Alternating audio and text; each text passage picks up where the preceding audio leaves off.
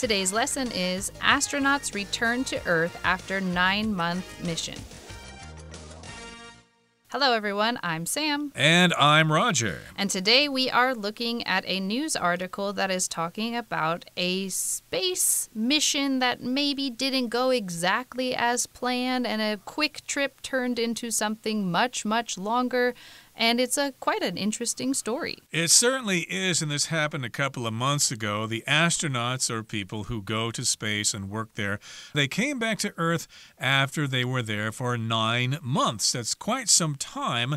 I guess most people thought that they were kind of stranded there or they were stuck there, which in a sense is true, but they still were there working and conducting experiments, so they weren't really wasting time, as a lot of people may have imagined. So yeah, let's talk about their return to Earth after they were there for 9 months. So let's get to it. Here's the first part right now. Astronauts returned to Earth after a 9-month mission. 2 NASA astronauts, Barry Wilmore and Sunita Williams, have returned to Earth after an unexpected 286-day stay on the International Space Station, ISS. While their mission was planned to last no more than 10 days, technical issues with their Boeing Starliner spacecraft left them stuck on the station. On March 18th, they finally returned home aboard a SpaceX Crew Dragon spacecraft, splashing down near Florida. They were joined on their return trip by Crew 9 Commander Nick Hague and Russian astronaut Alexander Gorbanov. 大家好，标题中介绍名词 astronaut， 它的意思是太空人。例如 The video shows the astronauts eating lunch inside the space shuttle. 影片显示太空人在太空舱内吃午餐。或者 The astronauts were on a mission to land on the moon. 太空人正在执行登陆月球的任务。继续看到名词 commander， 表示指挥官、司令官。例如The commander bravely led his army into enemy lands. 那名指挥官英勇地率领军队进入敌阵。或是 The soldier went to see the commander to give him a report on the enemy. 该士兵去见指挥官，向他报告敌人的情况。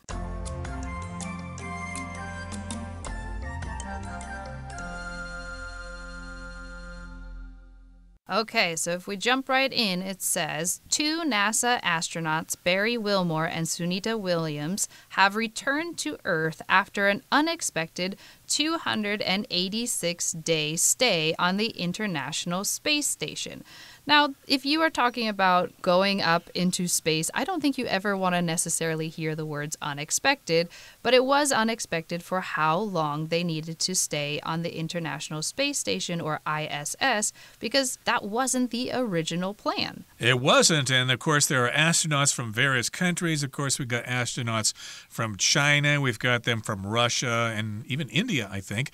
And yes, these are 2 NASA astronauts, so they're Americans. They're from the National Aeronautics and Space Administration, and these are their names here, Barry and Sunita, and they came back to Earth after they were there for a long period of time. It says it was unexpected, so they weren't supposed to stay there so long, but they stayed there that long anyway, and they were working. They were not wasting people's time. Now, while their mission was planned to last no more than 10 days, technical issues with their Boeing Starliner spacecraft left them stuck on the station.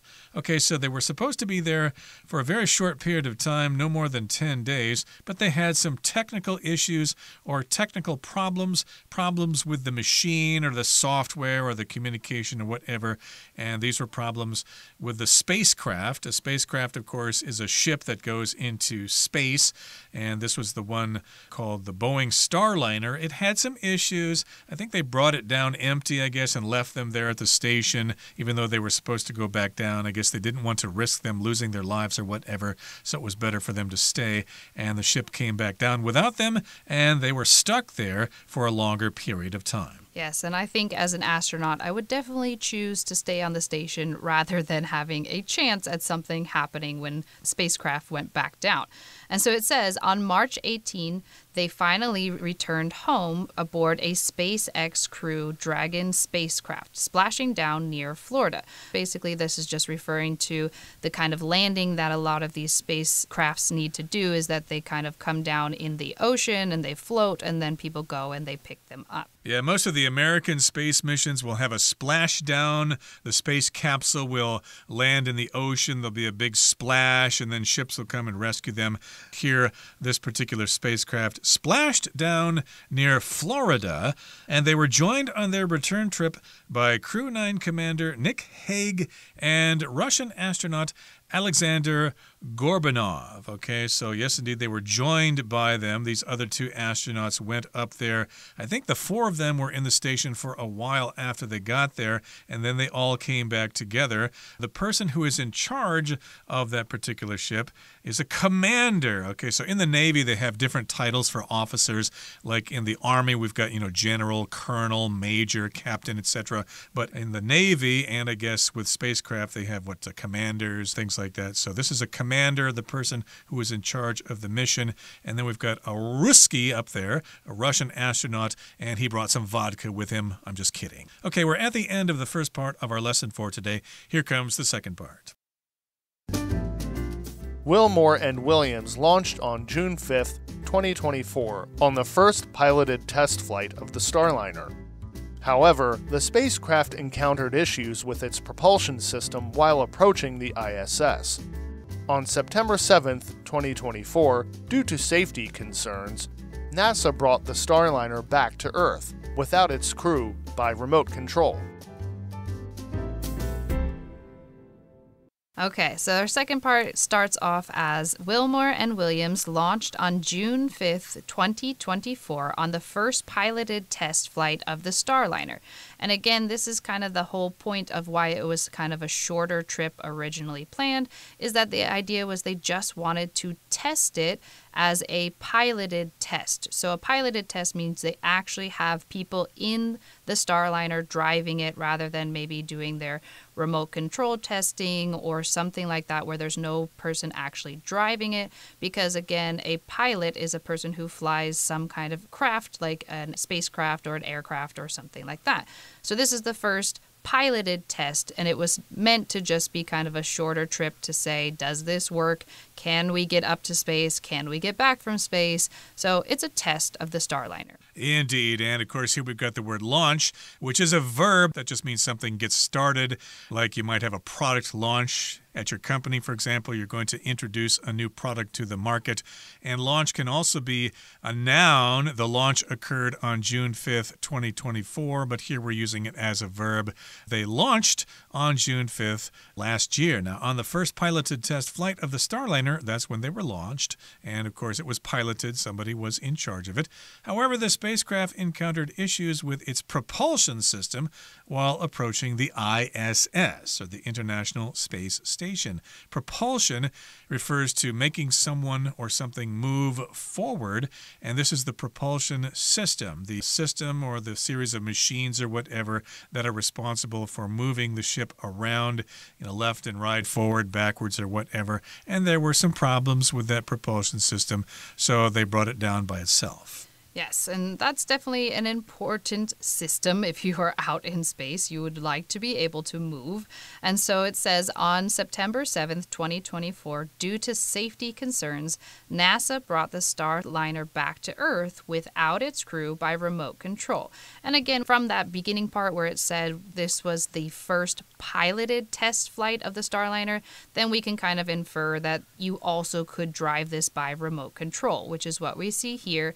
They left the people on the ISS and they brought the Starliner back to Earth by remote control so they could examine it and see what went wrong and not have to worry about anything as far as safety goes. Right, so there was no one on it, there was no one piloting it, so they had to use remote control. They controlled it from a distance using radio signals and things like that. If you have a drone, for example, and you want to take pictures of a beach or something, or of the mountains as you're hiking through them, you will control that drone by remote control. Okay, that brings us to the end of the second part of our lesson for today. Here's the third part. Let's listen carefully. Soon after, NASA launched the Crew 9 mission carrying just Haig and Gorbanov, leaving 2 open seats for Wilmore and Williams' return flight. The 4 astronauts then completed a standard 6-month mission aboard the ISS. During their 9-month stay, the Starliner astronauts conducted over 900 hours of research along with routine maintenance, including 2 spacewalks. They were also able to vote in the 2024 U.S. election, receiving ballots via encrypted email and sending them back to Earth using satellites. 第3部分看到动词 conduct， 它的意思是进行、实施。例如 The principal will conduct a review of the school's safety protocols. 该校长将对学校的安全规范进行审查。也可以说 The police are conducting an investigation into the robbery. 警方正在对抢劫案进行调查。接着介绍名词 maintenance， 表示维护、保养、维持。可以说 Regular maintenance of your car will help prevent the need for costly repairs. 定期保养你的车子将有助于避免昂贵的维修。又或者说 I've called a maintenance worker to come fix our broken air conditioner. 我找了一位维修工人来修理我们故障的冷气。往后看到介系词 via， 它的意思是经由、透过。例如 We will travel to the city tomorrow via train. 我们明天将会经由火车抵达那座城市。再看一个例子 Olivia sent the package via express delivery. Olivia 透过快递寄送包裹。另外补充这个字的同义词 through, T-H-R-O-U-G-H, through. 造个例句 Tom got his job through a friend. Tom 透过一位朋友找到了工作。再造一句We found out what happened through our neighbor. 我们透过我们邻居知道了事情的经过。最后看到名词 satellite， 它表示人造卫星、卫星。可以说 Old satellites make up a lot of space junk that circles Earth. 旧的人造卫星构成环绕地球的大量太空垃圾。最后一个例子 Satellites help us to understand what the weather will be like over the coming days. 人造卫星帮助我们了解未来几天天气会如何。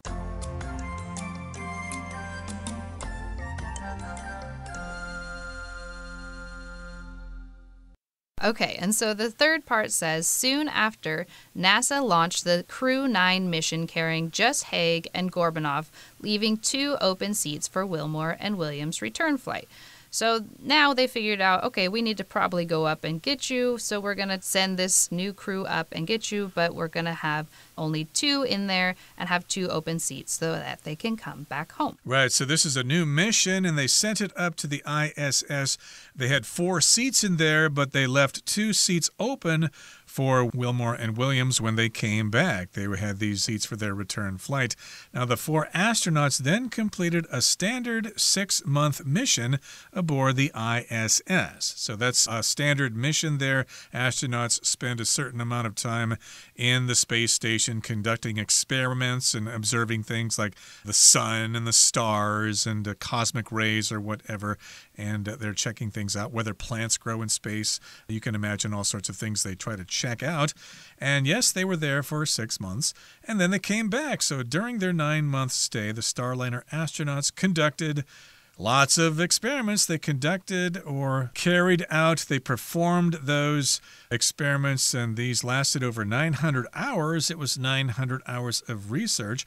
And they also did routine maintenance, including 2 spacewalks. So, of course, it's a big machine up there, and it needs to be maintained. You need to change parts. You need to oil this. You need to oil that. Like, of course, you need to have good car maintenance if you want your brand new car to last for many years.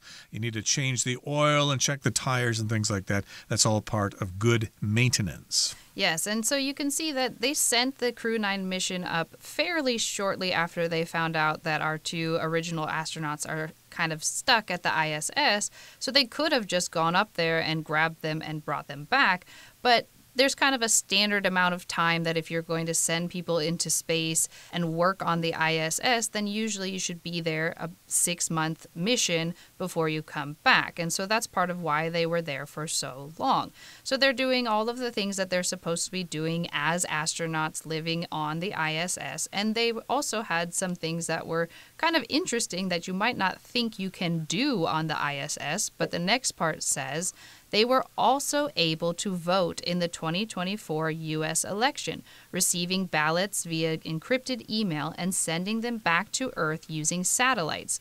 And this is something that, I mean, of course, great that they could vote, but it just is so interesting and kind of amazing that they were able to do this because they sent the ballots up to them via encrypted emails. Usually a ballot would be like a paper ballot or an electronic ballot that you would fill out and select which candidates you are voting for whatever the election that you are voting in might be. And so, yes, you would use this ballot to cast your vote and then send it in. Of course, in space, you're going to have to use an email or an electronic ballot that is sent via encrypted email. So via just means through or by this process, using this process. So using email, but it's a ballot, it's a vote. It's not supposed to be something that everybody can see and read, so it must be encrypted or encoded. And encrypted is just basically taking digital data and turning it into kind of a special code that people cannot read until it gets to exactly where it's supposed to be, and letting those people be able to read it, but not letting everybody else see what it says. Right. And again, via just means by way of or using something in order to accomplish some sort of purpose. So the ballots were cast via encrypted email. Via, some people say via. I think they're both acceptable, but via is more common. For example, I could say, we went to Lugong from Taichung via Zhanghua. We went through Zhanghua on our way to Lugong. And yes, this was encrypted email, so somebody couldn't read the email messages as they were transmitted from the station down to Earth. And so, again, they were able to vote in the 2024 election. And indeed, the votes were cast. They sent the votes in. And then later on, these ballots were sent by satellites. They were sent back to Earth. Now, a satellite is kind of a machine that is orbiting around the Earth, right? Yes, and so we use satellites basically to transmit information back and forth. The radio waves and TV waves and things like that, the information that you see or hear through internet, radio, TV, those are all sent out and kind of bounced off satellites, and then they bounce back and you can kind of get all the information. Same with cell phones and things like that. If you're actually calling farther distances, then you might be bouncing off satellites as well. Yeah, I was kind of surprised to learn that the internet mostly goes through undersea cables. I thought most of our internet traffic went up to satellites, but that is not the case. So those undersea cables are very vulnerable to attack. So I guess we need to be careful there. So again, this pretty much describes their mission. Again, they were up there for a long time. And, you know, as I was preparing the lesson for today, I realized that it wasn't just the two of them stuck up there in space, twiddling their thumbs and trying to figure out what to do. They were actually working, and there were actually 4 people up there at one point for quite a long period of time before they all came back down together. Yes, and also I just saw there was like a little video of when they did their splashdown, and apparently when they splashed down in the water, there were a bunch of dolphins kind of swimming around them. So I feel like their return to Earth was kind of picturesque as well. And then since then, yes, they've been talking a lot about how they don't really want to attach this feeling of they were stuck. They were somewhere safe, and then they were conducting experiments, and they were doing research, and they were basically doing what astronauts are supposed to do when they are staying for a 6-month mission on the ISS. Indeed. So now we're done talking about this particular story. Let's now listen to what Hanny has to tell us.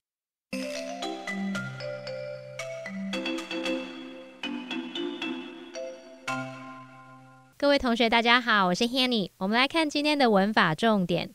课文第一部分提到2名美国航太总署太空人，他们原本的任务预定不超过10天，但是由于所搭乘的太空船出现技术问题，导致他们受困在太空站。文中是用 left them stuck on the station 来表达导致他们受困在太空站。那这边要介绍 leave 加受词加受词补语的句型，这表示让或是使什么处于某状态。这个受词补语可以用分词、形容词或者是介系词片语。那如果要用分词来当受词补语，我们就看现在分词它是表达受词的主动状态，那么过去分词是表达受词的被动状态。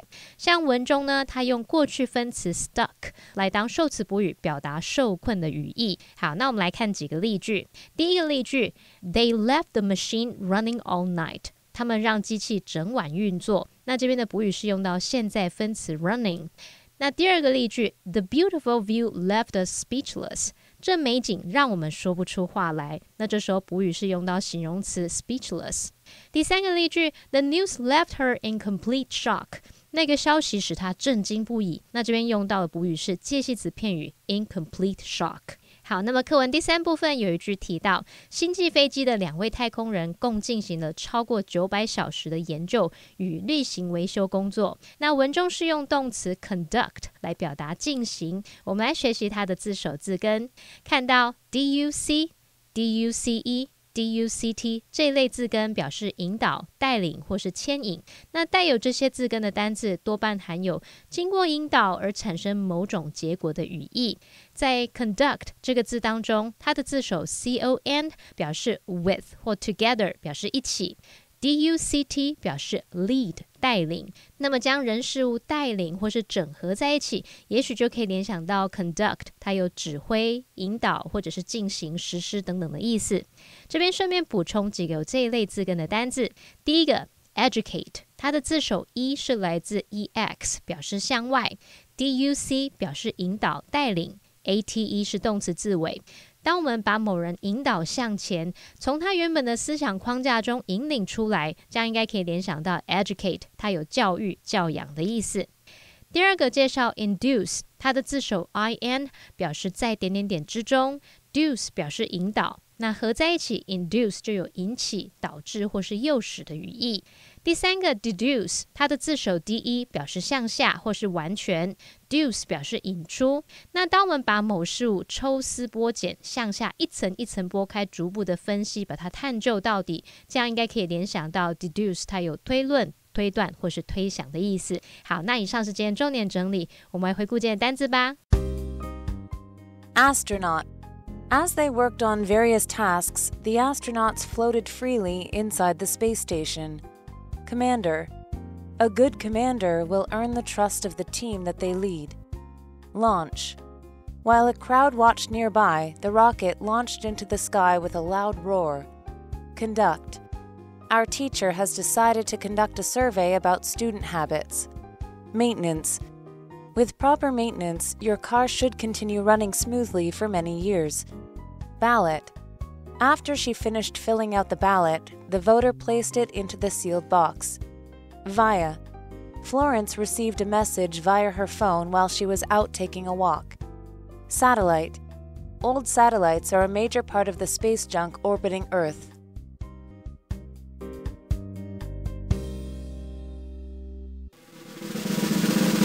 Discussion Starter starts now!